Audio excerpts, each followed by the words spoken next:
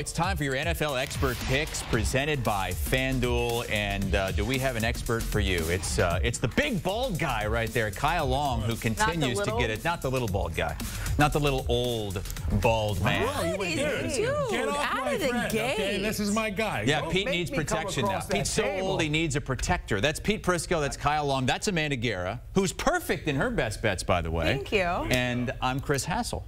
Yeah, what's up? What's up with you? How do you know? Is Hass acting weird? Yeah. He's starting to act a little This man is on fire. I got to give him. Kyle is on fire. We're going to show how well he's been doing here as we take a look at the Week 10 NFL games. We are headed to Germany there for the Giants and Panthers. We'll get a pick on that game. Only the best for the folks in Germany. You know. Giants and Panthers, right? You're German, right? Nope, not at all, actually. No. Not at all. Kyle, yes. 11-5 last week. Your best bets are 8-1. Pete, is that your new picture? No. That's from about 2 years ago. What is it that you're doing so well right now, Kyle Long? Look, they're not asking me to reinvent the wheel. They say who's going to win this football game, and no, not who's going to win. It's against the spread. Right. Give yourself some more credit. You know what? I'm not. I'm getting kind of lucky. You know, it's a long season, but right now we're doing well. I'm happy with it, and here we are. You're on fire. I got to give you credit, man. Nobody in that seat has ever been that hot. I can tell you that. Well, that's because Brady Quinn was the only other person that sat. But here's the thing I got to tell everybody about. Yeah. We're sitting in the green room on Sundays, and we start getting texts, Jack and myself, about, oh, my best bet, the Cowboys or the Falcons. The game's in the third quarter. And he Game said was over. No? Game was over. You almost mushed yourself. No, yeah, not going to happen. You know what you ended up? What?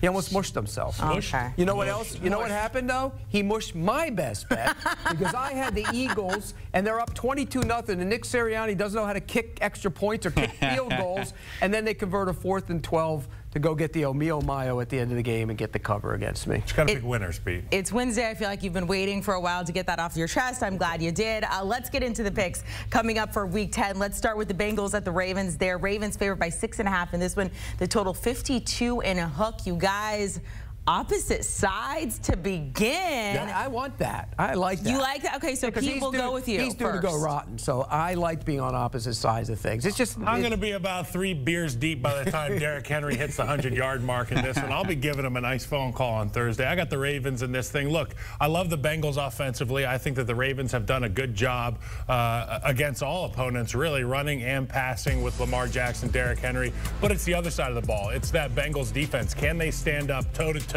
with this rushing attack of the Ravens? I don't think anybody really can at this point. Give me the Ravens in this one. I don't think either one will stand up against the other's offense. Yeah. I think this is going to be a fun, high-scoring game, loads of offense, and I think the Bengals will find a way to stay within the number. You know, they're not going to win the game, but they will be right there at the end. Divisional I love rivalry. Joe Burrow, and he's played well against the Ravens. Midweek. I think he plays well here. I like the Bengals plus the points. All right, so this week is a little bit different. I mentioned the Munich game. That's Sunday, 9:30 a.m. Eastern time. It's the Giants and the Panthers. So you don't have to get up early like you normally do, Pete. You don't have to watch this game, but if you're going to pick it, what do you think? Why are they doing this to the German NFL fans? I mean, my gosh, the Giants and the Panthers, this is horrendous. I mean, at least one team, you'd like to see one team be good, and they're not.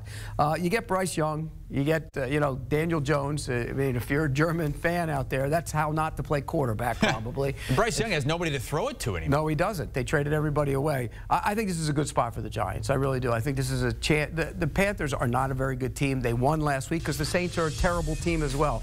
I think the Giants have played well in certain games. They've stayed in games. They've won games at times again on the road at Seattle to surprise some people. I think they handle their business and win this game. Yeah, I hope that the German fans held on to some of that surplus Oktoberfest beer. Oh, yes. That'll be a quick way to get through this game. Panthers, Giants. I'm going to be picking the Giants in this one. Who do I trust more? It's the Giants. I like their staff a little bit more than I like Carolina. When you go to Europe, you're going to need good leadership. I like Daboll in this spot. A stout, right? Isn't that what it is? Yeah, Stein. Prost. Huh? I think that's what they say. Cheers, like Prost. They yeah, do. Yes, that is exactly what that is Sunday morning. Let's go to the Sunday night game. This is interesting. We have the Lions going up against the Texans. Texans are at home, and that's where they have done well. Not so good on the road.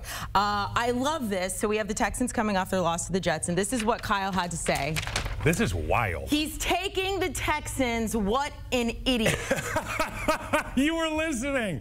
Okay, I was listening. Wow. Look, Okay, so third game you're all in on me. Every Wednesday I come in and I pick with Jack, our producer. Yeah. And what Jack does, he's got the rundown on his computer. It's got Pete's picks, which are already in there. I give you credit. You're always prepared. But I come in and Jack goes down the line and I make my picks. He covers up Pete's picks. So after I make mine, the big reveal happens and I realize you took the Texans. You don't even want to win. It's like you're playing the game. You don't want to win.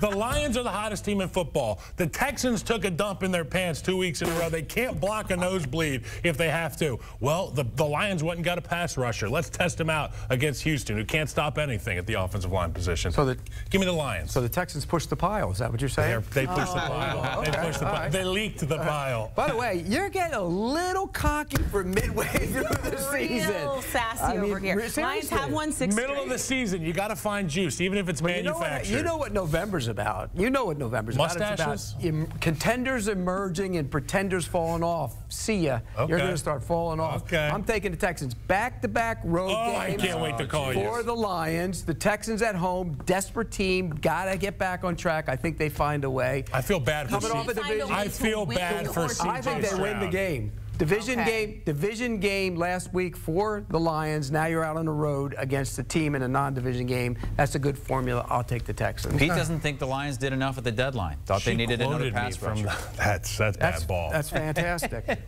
I had to let Pete know. I'm loyal to my man over there. I don't mind. He's getting a little cocky here. He deserves to be at this point with the... You didn't defend anybody. Let's go to Monday Night Football. It's the Dolphins and Rams, and the Rams have won 3 straight, Pete, after that 1-4 start. Sean McVay, again, another great coaching job. Yeah, I mean, look, when you look at what he's done, it's amazing because they've navigated through so many injuries. The offensive line was decimated.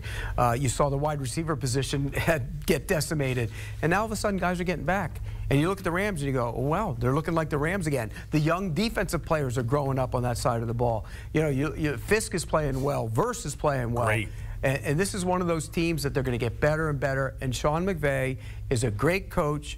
And when you look at what Les Snead's done with this roster, fantastic roster turnover after the Super Bowl, I'll take the Rams to handle the Miami Dolphins. Yeah, I got the Rams as well. And you pointed out on Pushing the Pile this week, you gave kudos to Les Snead. And I have to do the same thing here. With the way that they were able to reload on the defensive side of the ball, bolster that offensive group. Guy like Demarcus Robinson has come through big in the last few weeks. But with those 2 receivers, with Sean McVay, Matt Stafford, their ability to throw the football all over, you can't keep pace with this group. And now the defensive side of the ball is coming around too. Give me the Rams in this one. And Miami, back-to-back road games, went to Buffalo, now back home, and they got to go those trips that you're used to taking. I'm very tired, yes. All the way over to the West Coast. What'd you guys push out this morning on Pushing the Pile? Today we pushed out some mailbag. We had a little fun. Lige Douzable in there. It's always a fun episode on Wednesday. You guys are ridiculous today. And your boy humor's out of control. Coming up next, CBS has some real dandies on Sunday, including the Commanders and the Steelers, both teams making big moves at the deadline. Continuing our expert picks presented by FanDuel, let's take a look at the slate on CBS. And it's a good one. How about this? We've got the Steelers Commanders highlighting the early window. Late window, it's the Cowboys hosting the Eagles, who have been resurgent. The Jets trying to keep their slim playoff hopes alive against first place Arizona out west. All right, let's start with that Steelers-Commanders games, and it's 2 division leaders, 7-2 Commanders, 6-2 Steelers. Pittsburgh went out and got Mike Williams and Preston Smith, and the Commanders went out maybe the biggest move of the trade deadline and got Marshawn Lattimore, Pete. Yeah, and that's big for them because we talked about it yesterday when we did the trade deadline. They can move Mikey Sainristil inside to play the nickel corner, which is where he should have been playing all along. And now you have 3 good corners across the board.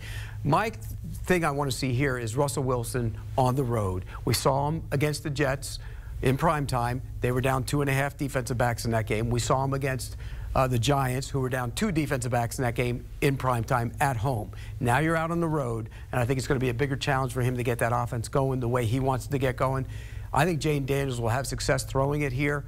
That's a big-time offense right now because of him, the improvement of the offensive line. You block T.J. Watt, I think you have success. I'll take the Commanders. Yeah, and a guy who has blocked T.J. Watt in years past is Andrew Wiley, the right tackle for the Washington Commanders. When he was in Kansas City, I watched it with my own eyes. He battled with T.J. Watt, so we've seen this guy before. And for the Steelers, adding Mike Williams, getting Russell Wilson, another option out there at the receiver position. I've just pounded this home all week. George Pickens has been incredible the last 2 weeks, but we can't count on him to be mentally checked into these football games week in, week out with the kind of production he's had for Russell Wilson. You have to think the shine wears off eventually. I do love Najee Harris's uptick. He's been a really good production guy for them at the running back position, but I just think it's all for naught. It's just not enough to compete with Jaden Daniels and this Commanders football team right now. Give me the commies. There was almost a little siren going off there when he's talking about Didn't do it. Just looking out for my buddy. You called them the commies? The Commanders. Is that their new nickname, the commies? I shorten everything. Might as well. They're in D.C. Call them a commie. Yeah, come on. Election day's over with. Who cares? Oh my gosh. Okay, hey, let's move on here. Let's go to the Broncos and the Chiefs. Broncos, look, they're coming into their own, but then you go up against the Ravens, and welcome to the big boys. Yep. They're going up again on the road against the Chiefs here. It's a big number, 8.5, though, in favor of the Chiefs. Pete, what do you think about it? Well, I think that game last week in Baltimore kind of exposed the Broncos a little bit. They got behind. Bo Nix wasn't ready to handle coming from behind, and I think we're going to see that in this game as well. I think we also saw Patrick Mahomes start to come alive a little bit with the passing game, and I think that will play out here. I think you'll see him put up some numbers, and Bo Nix will turn the ball over. The Chiefs defense didn't play that well the other night. I think they bounced back and played better here. I'll take the Chiefs minus the points. Yeah, it was a little bit of a track meet against Tampa Bay, who was down a litany of stars on that offense, but credit Liam Cohen and Baker Mayfield. But for this one, you're not trotting out there with Baker Mayfield at quarterback. It's a rookie. It's Bo Nix. He's playing against the undefeated, back-to-back Super Bowl champion Kansas City Chiefs. I love the Chiefs in this spot. To your point, the Chiefs had an uptick in offense, but they fell off a little bit defensively. I think this one could be close, but I don't think it's enough. Give me Kansas City. That's another one on CBS, as is Bills at Colts. Pete, Josh Allen is the MVP favorite right now, and you told us on trade deadline day you think the Bills were the biggest winners before the deadline. Why is that? By getting Amari Cooper. I think he didn't play last week, but getting him and adding him to the offense creates big matchup problems for the defense, because now you can't double Dalton Kincaid. And you see Keon Coleman starting to make plays down the field in the passing game. Shakir is a big guy underneath. They have so many weapons now because Amari Cooper adds to that group and becomes a #1 wide receiver. And they can run the ball. They're physical on the offensive line. Their offensive line doesn't get enough due for how well they're playing. I think they go into Indy and really move the ball up and down the field. I'll take the Bills. I'll crank the O-line siren, too. There you go. Because Aaron Kromer's their offensive line coach. That's the guy that brought me into the National Football League. I know what he's about on a day-in, day-out basis and what he puts a premium on. And that group, you see from their technique, their tenacity, and demeanor, they all play the same brand of football. And I think it pairs really well with how Josh Allen plays the game of football. Not only is he a big arm and can provide those big plays down the field, throwing it with a guy like Amari Cooper, Keon Coleman coming along, but when the play breaks down, or if you do have an added pressure guy from the second level, he can make a miss. He can stiff arm a guy, take off for 15, 20 yards. That's the X factor. I love the Bills. But, you know, we can't give the alarm when we're defending a good offensive line. It's when you're defending a spinning top or somebody. They quietly I miss the spinning top. They quietly get their job done. He made me kill the spinning top. He did. He came to me. He said, if you put a spinning top together this season, I'm going to choke you out. Disrespectful. I'm gonna, okay. I didn't say that. Violence. Alleged. Allegedly. We're getting violent now. You guys were praising Baker Mayfield just a little bit ago, being able to push it to overtime in KC against the Kansas City Chiefs there. They did come up with the L. They're back at home, but they're hosting the 49ers. We could see, finally, Christian McCaffrey back in this game. Debo's looking positive as well. Kyle, I'll start with you on this one. Well, what I saw last week from the Buccaneers defense was a little bit concerning because of the way they were ran on at the line of scrimmage. When I look at the San Francisco 49ers team, the way that they try to put makeup on this thing is run the football. That can take care of all your ills in terms of the injury department. But they are getting healthy. I think it's going to be more of the same from Kyle Shanahan in this offense. We love Dominic Puni, Trent Williams. These guys, they're real glass eaters at the line of scrimmage. I like the 49ers in this one. I don't love the 49ers. in this one, though. I think it could be another game where Liam Cohen comes out as the OC and has another masterful performance. I think he's been great the last few weeks. Yeah, and the 49ers are coming off a bye. No team needed a bye more than the 49ers did. I mean, it came at a great time for them. They're going to get healthier. It's a long trip, but, you know, the kind of gets negated by the Bucs playing on a Monday night. And here's the other thing. We haven't seen the best of the 49ers defense yet either. That's coming. We know there's talent. And they got some help. Right. You know there's talent on that side of the ball. They're going to start to get after it. I worry about the Bucs here coming off that tough emotional loss. I'll take the 49ers. Physical game. That was a physical game. Interesting note about the 49ers, NFL best 23-4 in the second half of the season since 2021. Is that how we say that? That's when stars... 2021. Yeah, stars show up. Stars show up in November and December, and they have a roster full of stars. And that's a really smart coach who does a lot of self-scouting in that building. So they figure out where their weaknesses are, and they say, we just need to hit the strong points. All right, let's move from the Bucs to a couple of teams facing off in that division, the NFC South. It's the Falcons, who are in first place, but didn't make a move at the deadline, Pete, against a Saints team that fired their head coach. Yeah, they should have made a move to get a pass rusher. They didn't, but in this game, it's not really going to matter. The Saints are not a very good team. They've been decimated by injuries. I mean, in fairness to Dennis Allen, who was fired, the head coach, they were just crippled by injuries across the board. The offensive line shelved itself. They didn't have Carr for a while. The receivers are out. It's just a bad situation. You know, I don't think Darren Rizzi's going to fix things. He might bring a little more. The Rizzler? He's going to bring a little more for a half a game or something. But I think the Falcons will go in there, throw the football around, and find a way to win the game and cover. Yeah, the Falcons, they've been really good in the run the last few weeks, and they got one of their guys on the offensive line, Dahlman, back last week. You see Bijan Robinson's volume going up. It just spells a quick-hitting win against the New Orleans Saints. I think they should be on the plane in record time in this one. The Rizzler, is that, what are you doing over there? The Rizzler. Is that kid from the thing, the boom thing that you guys were trying to make me do? That I didn't know what it was? One more time. He's like this big. Yeah. About a foot tall. What? Pocket superstar. But then you did one of those little videos. Yeah, boom. I don't get it. I don't get it either. Thank you. I've seen it, and I don't get You're all about that. I've seen it, and I don't get it. I don't get it. Our social guy tried to make us do that. Here's a sandwich. Anyway. Make a video. What about this one? Is this an easy pick? Vikings 4.5 going up against the Jags. We don't know if Trevor Lawrence is going to play. Cam Robinson facing his old team. Pete, Vikings. Revenge game. I love a good revenge game.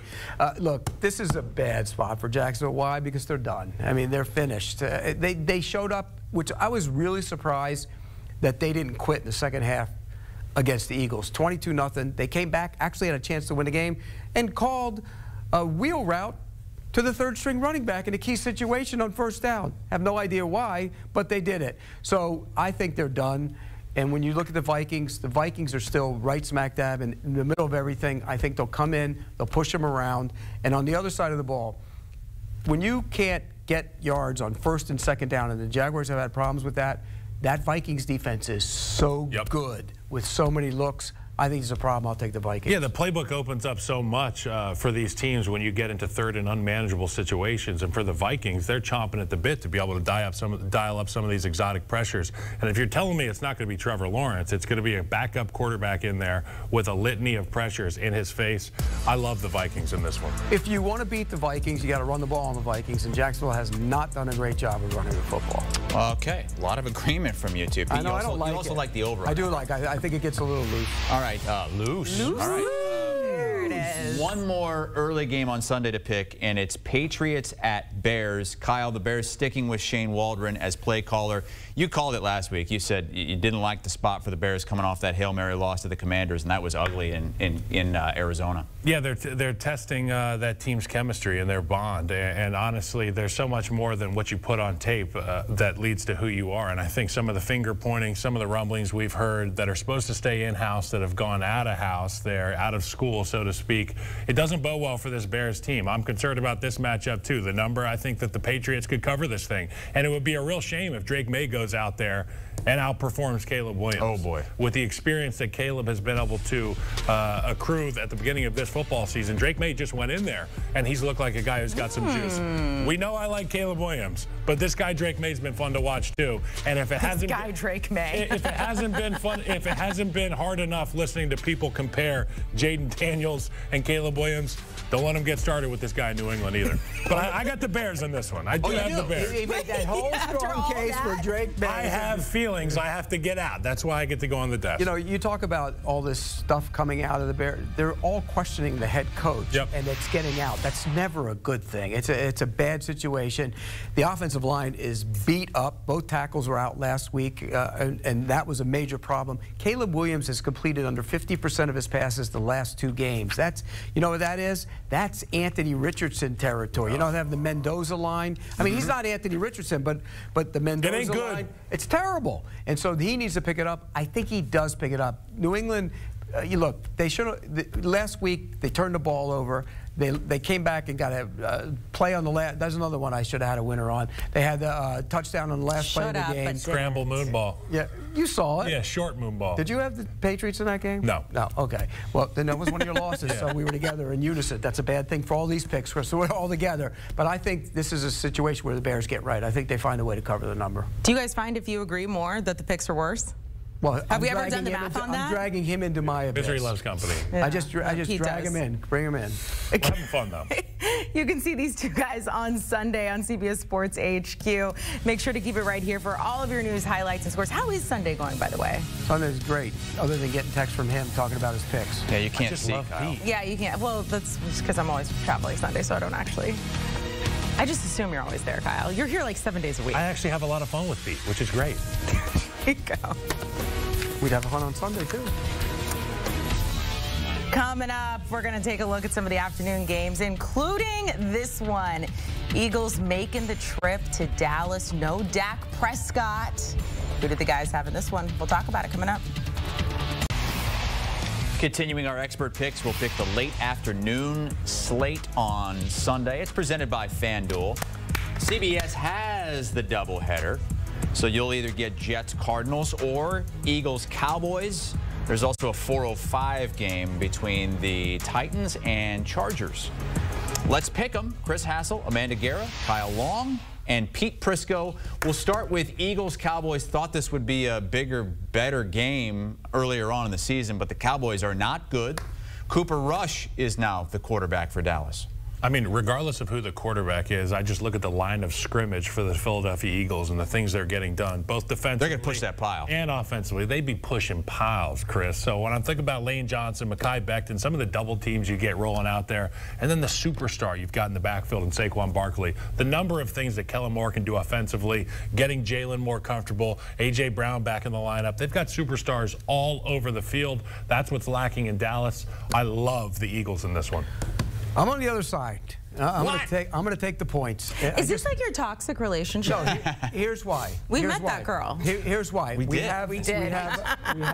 have a coach that's good for 3 points for the other team in Nick Sirianni. So I'm going to take. I agree with you there. I'm getting 3 points, so I'm going to take the Cowboys. And I really think in this situation they're going to show up at home and keep it close. They're not going to win the game, but they're going to hang around and keep it close with Cooper Rush in the lineup. Don't forget they traded for Jonathan Mingo. Don't ever forget that. Fourth round pick for him. That's the You one. think they're still going to lose at home? When was the last time they won at home?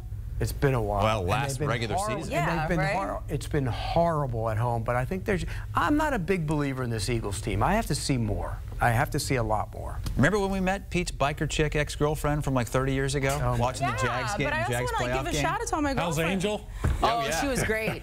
Yeah. We have a picture of it somewhere. It was about 50 years. It was about 50 years ago, by the way. Destiny?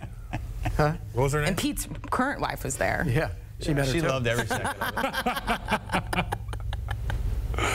Oh, it's my game. Yeah. I was just thinking about that. The dramatic All right. pause. Let's talk about Jets going up against the Cardinals here. This is Chris's best bet. We'll wait to find out what it is. Okay. I'm Yeah, not don't give it away giving yet. it away yet. Wow. Cardinals favored by 1.5. We're starting to unveiling see his best bet a already. tiny little bit of life from the Jets. And we're going to see more life from the Jets in this one. I think I liked what I saw from them the other day. They did stuff on offense, which was creative. They got Adams involved. It helps open up Garrett Wilson. I'm not a big believer in the Arizona defense. I know they play hard, they play tough, but they're undermanned on that side of the ball.